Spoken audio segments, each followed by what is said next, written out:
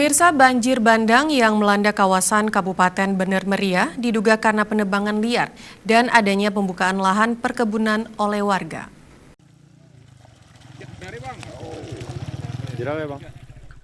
Banjir bandang yang melanda kawasan Desa Baru, Kecamatan Bandar, Bener Meriah membawa material lumpur dan sejumlah kayu yang terbawa banjir.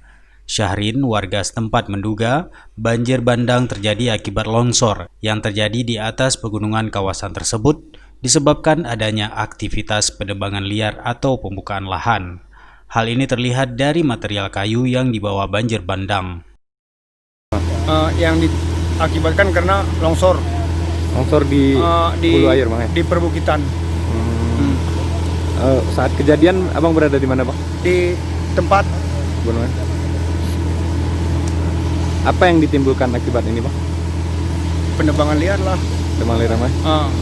Ada lahan kentang para rekan-rekan di perbukitan. Syahrin menyebut di atas pegunungan ada aktivitas masyarakat di hulu air untuk pembukaan lahan penanaman kentang. Akibat banjir, sejumlah kebun kopi warga juga ikut rusak, digerus air banjir dan lumpur. Dari Bener Meriah, Tim Liputan Aceh TV melaporkan.